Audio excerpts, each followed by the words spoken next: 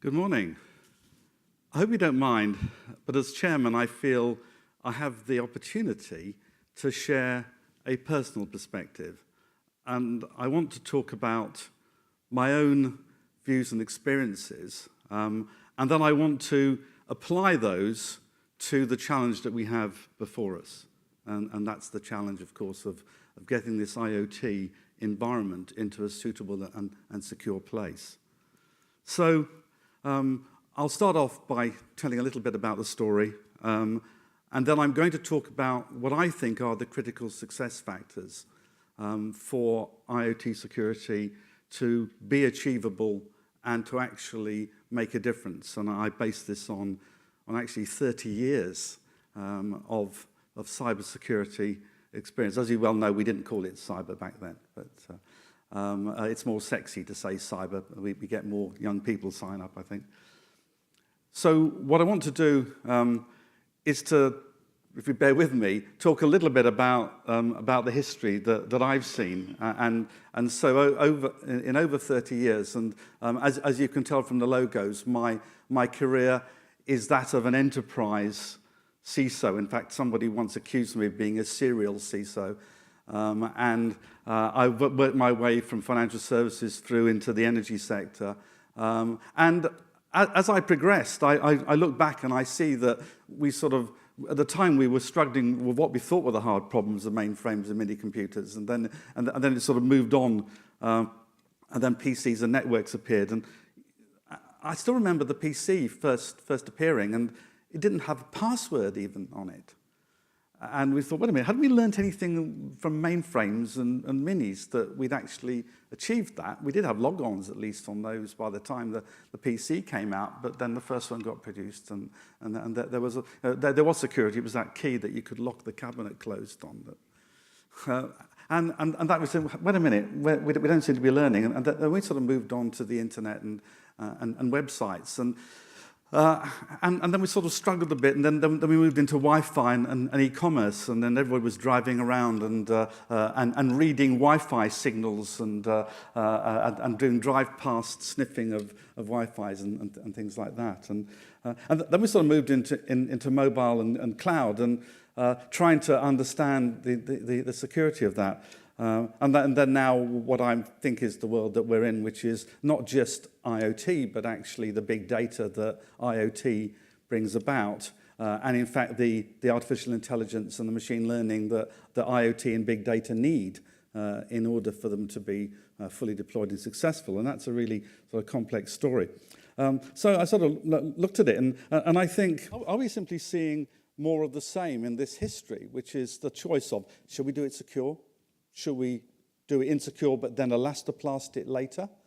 And that seems to be the story through quite a few of the things that I've experienced. And I thought, well, you know, Paul, you're a pessimist. We always make it work in the end. It's going to be fine. All we need to do is to elastoplast a bit more and just be a bit slicker, and we will always be behind, but we'll manage to catch up. And then I started to look a bit more about what I thought was going on, and I thought, let's look at a bit of data. And let's say we're in 5 years' time, or perhaps even in 4 years' time, people are predicting these sort of ranges of numbers. You know, there'll be about 1.2 billion websites. There'll be 2 billion PCs. There'll be more mobiles in the world. And then there's this IoT number, and you sort of go, wait a minute, this isn't more of the same. This is orders of magnitude different. And actually, that's the curve that I think I began to see.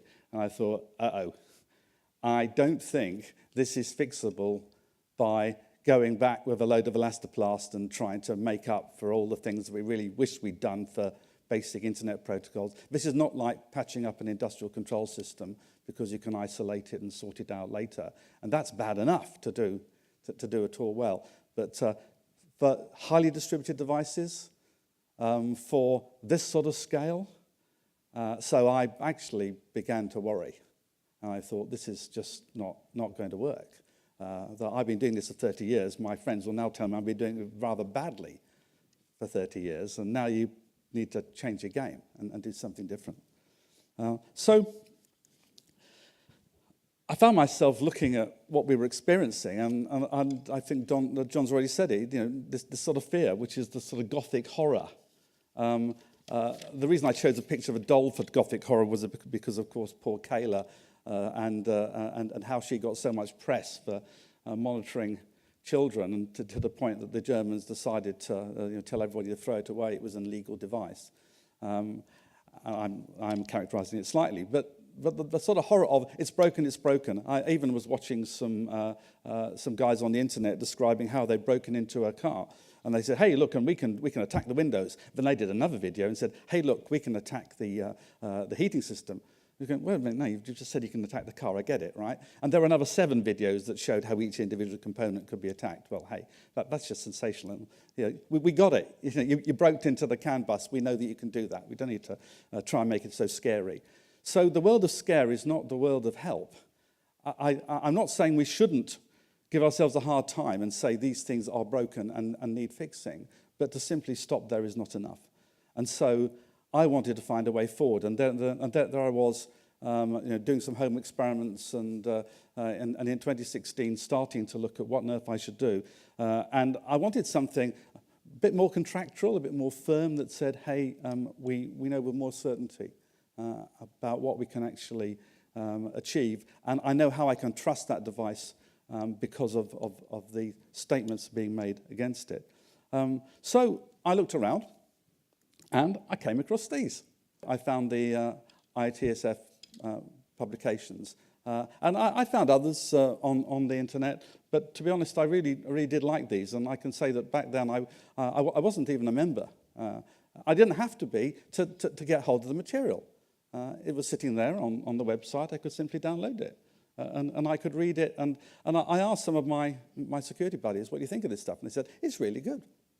Actually, it's a pragmatic, practical way into the problem, and it's starting to solve it." And I thought, hey, this is really good. So I looked a little bit more about the organization, and by pretty much sheer coincidence, I then got asked to speak at the conference last year. So I was standing up on the platform, and I chose to give a presentation about who's responsible for security of IoT. Apparently that went down fairly well, because little did I know it, but I then got approached in March of this year to become chairman. So be careful what you say on platforms, because you can suddenly find yourself doing something more significant. But I felt it was the right thing to do, that we have to make a step-out difference and actually make a change. So I'd like to really salute not only John Moore with his work, but also John Hain as the chairman, who helped set up the foundation. And I'm just picking up and helping build on those great foundations of the foundation. What I now want to do is to say, okay, what does the chairman think about the next steps, and what do we do? And so I've come up with a scorecard. And this is the Paul Dorey scorecard, and it's to give you a sense of where I'm coming from based on these sort of 30 years of mixtures of elastoplast, things that sometimes went well, things that went really badly, and we couldn't work out why they went really badly, but actually with time we learned that we'd forgotten some important things, like it wasn't all technology, and that there were other very important wheels that had to move as well. So what I want to do is to just do a drill down and look at our activity relative to these themes. So I think you've got to have an organization that produces quality material that everybody says this is really good.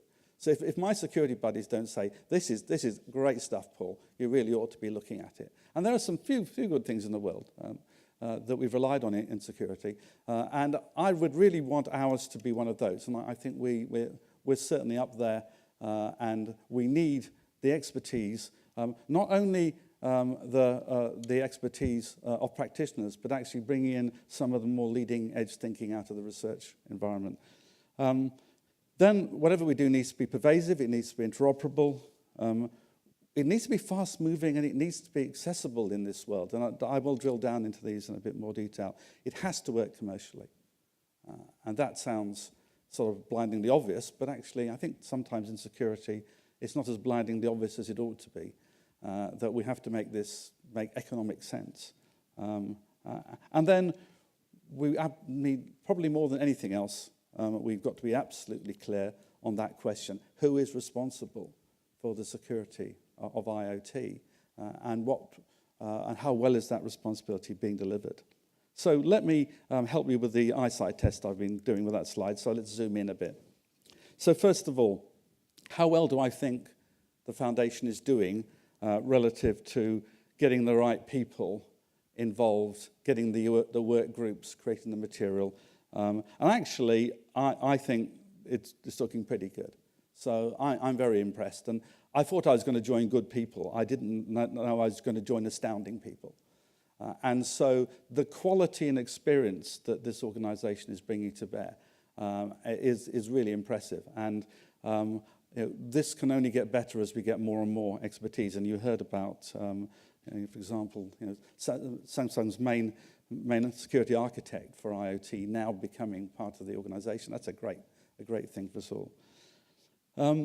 So when looking at the pervasive interoperable piece, that, I think, is one of the big lessons we have for security, that if it's niche, and if it... So when I was a CISO, the number of companies that contacted me with special security products that would solve the security problems of the corporation, often based on the last breach, but hopefully someone else had, not us.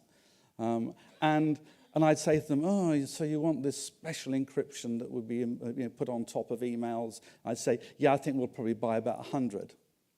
I said, what? I said, well, yeah, because you've got 300,000 users of your systems in your company. How can you say you'll have 100? I said, well, it's very niche. It doesn't integrate with anything else, and it hasn't got the broad use case. So I'm afraid it's just going to be a little dot. If we do solutions like that in IoT, it ain't going to fly. We have to talk about industrial scale, pervasive things. And we've achieved some of that in IT security, in the history of IT security. I always remember being told that PKI was never going to work, that we'd had so many failed implementations. You can tell I'm old, right? We had so many failed implementations. And then I'd say to them, haven't you looked at your Microsoft system recently? That's how it does a lot of its security under the covers. And there are now some phenomenally good PKI systems that are core to the way things operate, just as one example. So there are things that we can do, and we can do well at scale. But we have to have that joined-up approach across the industry. And that means that different technology providers have to accept that certain protocols and certain ways of doing things will become the norm, and they will interoperate. And so I'm seeing, within our own borders, enough major players already to start to make a difference. We've got some very big names in the semiconductor side. We've got system integrators. We've got a range of companies that you'd really want on board. Now, there's room for more, and the good news is I know about pipeline I can't share with you, where some other big names are also going to become members soon as well. And so hopefully that role, and so I've sort of ticked it amber, and this time next year, hopefully I'll show you that and say, actually, that is still continuing, and that pace and that inclusion. And it has to be global as well, because we can't create something that just fits in one country or just fits in one region of the world, that it actually has to be global. So we're standing here in the UK, but the foundation has to extend, and we've been having meetings in the US. We are talking about activities in Asia Pacific and the Gulf. And in fact, the chair of our smart building activity is actually based in Australia. Now, we know it's not easy to run things globally, but that's the only way we're going to make this succeed, I think, in my scorecard. And then finally, the sort of fast-moving and accessible on this particular chart. Actually, buying a standard can be a surprising barrier.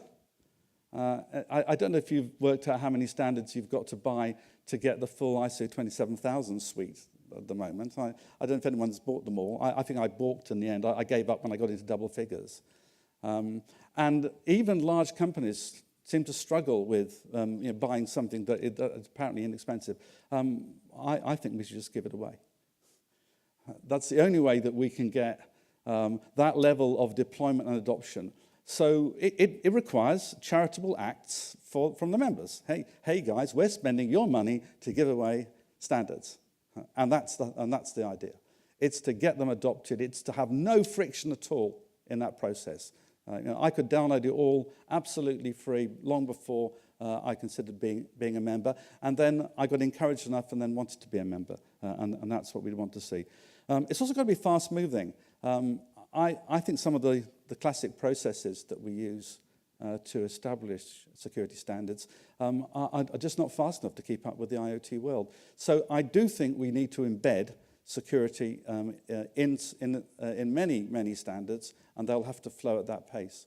But when it comes to IoT, when the newest, the latest, the thing that we just don't even know about yet comes out, I think we've got to be there, ready. And so think more IETF type behaviors, perhaps, but in a more structured way. So I don't think I'm quite ready for some of those meetings, but I think we need to be more dynamic. Good news is, in less than a year, we're already into the next version of some of the material, and in fact, we're then planning the next iterations. Probably the most important one is it's got to work commercially. And so a diagram that I drew up, which reflected the views of quite a few people in the foundation, is this complete flow-through from the semiconductor manufacturer, designers, right through to an enterprise or an end user who will actually use the product. And if it doesn't make commercial sense for that flow to be happening, then it doesn't work. And what I can share with you is the experiences in operational technology and industrial control. And there I've sat in meetings with vendors of those systems who are saying to the energy providers, for example, well, you know what, yes, of course we can do security in these systems. But deep down, we don't know if we believe you'll pay for it. And actually, we think that's a bit of your procurement tendering documents that you're asking us to put it, that you'll actually delete that bit in the end, and my competitor will win because I removed security, because he removed security, I didn't, and I was too expensive. And so we've got to have an absolute clarity between this is demand that we need. And so I'm encouraging companies who use technology rather than develop technology to be part of this journey. My sales pitch to an enterprise is, you know what, as you adopt IoT, you're going to have to write your own standards to deal with how you apply IoT in your environment. And actually, I've been talking to some banks and others who are doing just that. So the deal is, why not join the foundation? You'll get most of your standard written for you. You've only got to top and tail it. You can put your consultant into the team, make sure it meets your needs as well, and actually end up with an output. So it sort of pays for itself easily as a solution. I became a salesman. This is getting embarrassing. But really, logically, we've got to create that supply demand flow. Otherwise, it's just not going to work out. And when it comes to consumers, I think we're struggling with how that's actually going to work. I think many people have reached a view that it will be regulation in the end. That there will be a regulatory environment. And the view of the foundation we've been discussing at the board is that we are not really pro or anti-regulation. What we are is a group that doesn't like regulation happening in vacuums. And so if regulation is going to happen, then this group needs to make sure that the regulators actually choose implementable, pragmatic and sensible approaches. And actually generate that from the industry rather than someone. It's too easy to lock yourself in a room and write something that just isn't going to work in practice. And I'm afraid there are even regulatory regimes coming out of Europe where you actually look at some of the material and you go, I don't think that ever deployed in the way that they intended and never could. So I'm putting an amber there. It's a work in progress, but actually, again, I could give you some announcements about companies on the demand side who are going to be part of this and are joining in. And let's fill in that sort of spectrum to make sure that we get that flow through. And we are also looking at architectural work, such as the research work by Petras, where they're looking at end-to-end in an architectural sense at how the various components will all join together. And then this clarity on responsibility and accountability, which is sort of where I started this journey. And I think the most useful thing that we can do is to make it absolutely clear what security is or is not present in what people are acquiring. And so when an enterprise actually acquires something, yes, they should put some procurement language into that contract to get that clarity. And when a consumer gets an IoT device, they need to understand, okay, who will maintain the security of this? Is it me?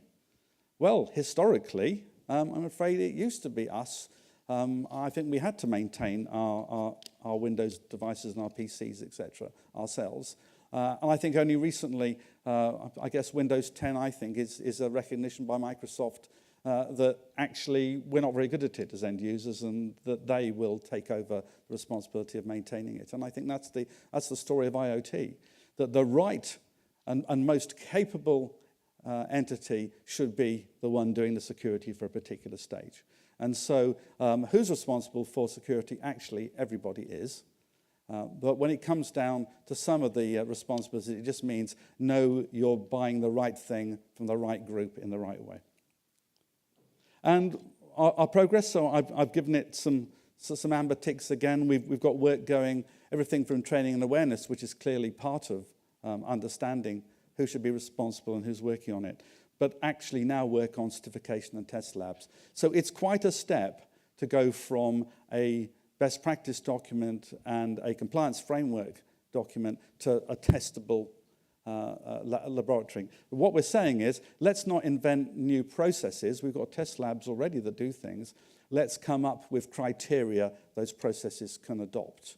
And so again, we're trying to leverage as much as possible in the way that other things like testing safety can actually work. So we have a set of operating principles, which I've mainly put in this deck because I want to summarize it. But we are about solutions and not problems. That's what caused me to join the foundation, and I'm delighted that is the view of pretty well everyone that I ever talked to. So I hope I'm getting a lot of nodding in the room. We need adoption and confidence. Now, Paul, that's obvious. Of course, best practices need to be adopted. Well, actually, no. I've seen lots of best practices that are published. But what effort needs to be done to get them into adoption is a non-trivial act. And as the foundation, we have to be about not just, here's a book, but here's a book, this is how it's used. Here are examples of use cases of people who, and actually take people right through it. We need to keep our best practices up with innovation. I've dwelt on the supply needs demand, but that is absolutely fundamental. If we don't recognize that, it won't work. We should be free and we should be open access. And that is a fundamental principle that we will stick to. That doesn't mean that very early drafts of things get banded around the world, because we've got to get it sorted. But at the right time, then things should become available for adoption. We should recognize co-travelers. There's a lot of reinventing wheels going on here. If someone's got a great wheel, I'd love to bolt it to our vehicle. So, let's embrace co-travelers and work with them, particularly when they've worked in certain sectors. And for example, we're delighted to work with our friends on the automotive side. And let's leverage that well before IoT, that there are things we've learned. And we've just got to reapply them into this environment, but this time to cope with the scale, to cope with the distribution and with the diversity. And the final one of our principles, and we'll probably have our principle 9 and 10 at some point, is that we should not allow regulation to happen in a vacuum. And we really should be there as a group of professionals, as all of you in this room, standing up there and saying, these are really good things that you can do. They're not stupid. They actually work in these environments. and we're prepared to stand for them. So what I'm really saying is we're trying to achieve something that will look at that curve. I scared myself witless by looking at the curve at the beginning of this talk and a few years ago when I started to look at this problem. And I think we need a matching curve. And that matching curve is the curve of the push from the supply and the pull from demand. And it's only that that's going to notch up those numbers of people, numbers of consumers, numbers of enterprises that will all engage to make this pervasive. So this actually works. This does sound a little bit, my goodness, we've got to rally, but my goodness, we've got to rally. Because I don't think there's any chance in 5 to 10 years' time of looking back and saying, you know what, I think we'll try and sort this out. Because by then, we'll have a huge deployed base of very, very shabby stuff that we'll spend a long time trying to resolve. So thank you very much. That's all I wanted to say.